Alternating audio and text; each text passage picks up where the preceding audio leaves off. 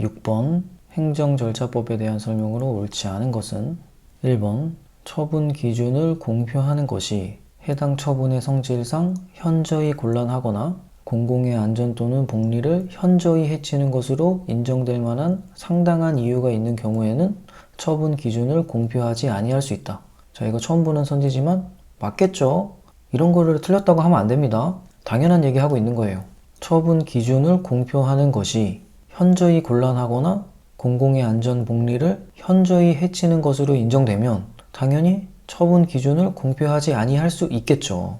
이런 거는 외워서 푸는 게 아니라 읽어보고 상식적이네 맞네 하고 넘어가야 되는 거예요. 다음 2번 행정처분의 상대방에 대한 청문 통지서가 반송되었거나 행정처분의 상대방이 청문 일시에 불출석하였다는 이유만으로 행정청이 관계법령상 그 실시가 요구되는 청문을 실시하지 아니하고 한 침해적 행정처분을 위법하다. 자, 맞죠? 자, 이런 비슷한 선지가 되게 많이 나오는데 어떻게 풀면 되냐면 정당한 사유가 없는 불출석이 있고 사유를 모르는 불출석이 있어요. 정당한 사유 없이 불출석했으면 청문을 마칠 수 있어요. 하지만 사유를 모르는 불출석은 청문을 마칠 수 없다. 자, 그럼 2번 선지는 뭐예요? 사유를 모르는 불출석이죠.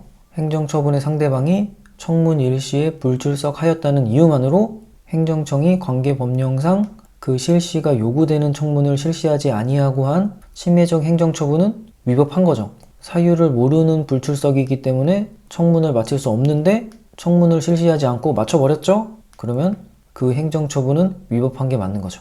자, 길게 설명했지만 무슨 말인지 알겠죠? 선지에서 정당한 사유 없이 청문에 불출석했을 때 이런 문장이 나오면 청문 마칠 수 있는 거예요. 자, 이해됐죠? 다음 3번 행정절차법상 사전통지 및 의견 제출에 대한 권리를 부여하고 있는 당사자에는 불이익 처분의 직접 상대방인 당사자와 행정청이 직권으로 또는 신청에 따라 행정 절차에 참여하게 한 이해관계인 그 밖에 제3자가 포함된다. 자, 이거 처음 보는 선지긴 한데 틀렸죠? 자, 이거 뭘 물어보는 거예요? 사전 통지를 해야 되는 대상이 누구냐? 첫 번째, 불이익 처분의 직접 상대방인 당사자. 이거 당연히 해야 되고, 두 번째, 행정청이 행정 절차에 참여하게 한 이해관계인. 자, 이건 좀 헷갈리죠? 사전 통지를 해야 되나 말아야 되나. 근데 그 밖에 제3자가 포함된다. 이건 틀렸죠. 그러니까 3번이 틀린 선지예요. 제3자가 누군지 알고 어떻게 사전 통지를 해요? 전 이거 보자마자 제3자 나오자마자 일단 틀렸다고 했어요. 저는 오히려 행정청이 참여하게 한 이해관계인에게 사전 통지를 해야 되나 말아야 되나 이게 헷갈렸는데 사전 통지 해야 됩니다. 이해관계인에게도. 이 3번 선지가 처음 나왔던 거다 보니까 쉽게 준 거예요. 이 제3자를 물어보지 않고 이해관계인을 물어봤다면 어려웠겠죠. 자, 그래서 불이익 처분 당사자랑 행정청이 행정 절차에 참여하게 한 이해관계인은 사전 통지해야 된다.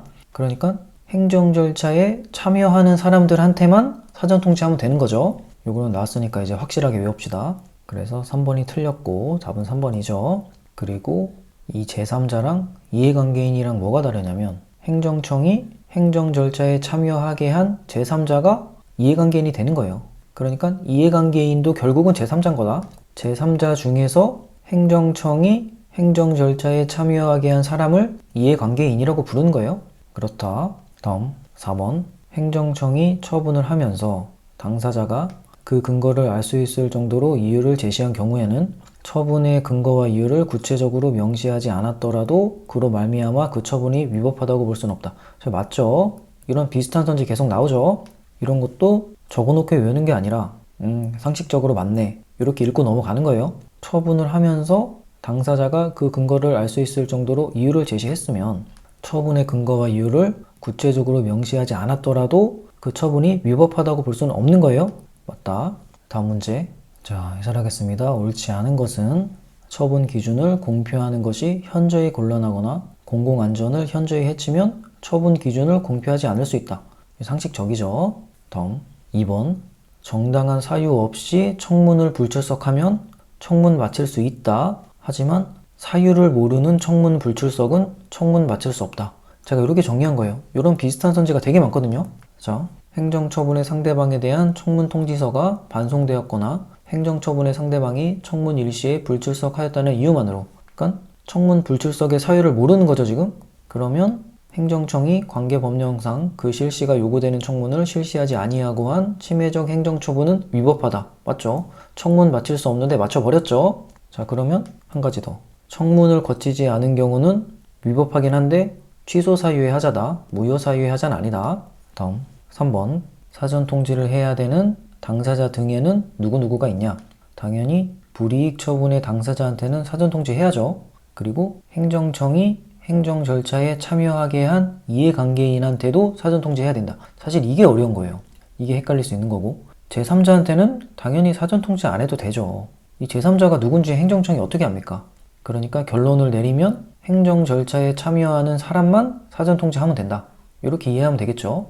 선지 보면 사전 통지 및 의견 제출에 대한 권리를 부여하고 있는 당사자 등에는 불이익 처분의 직접 상대방인 당사자와 행정청이 직권으로 또는 신청에 따라 행정 절차에 참여하게 한 이해관계인, 여기까지 맞는데 그 밖에 제3자가 포함된다. 이 제3자가 틀렸다. 다음 4번.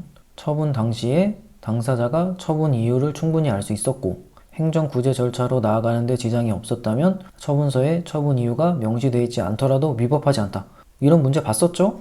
그거랑 비슷한 게 4번 선지예요. 행정청이 처분을 하면서 당사자가 그 근거를 알 수 있을 정도로 이유를 제시한 경우에는 처분의 근거와 이유를 구체적으로 명시하지 않았더라도 그로 말미암아 그 처분이 위법하다고 볼 수는 없다. 맞죠? 다음 문제.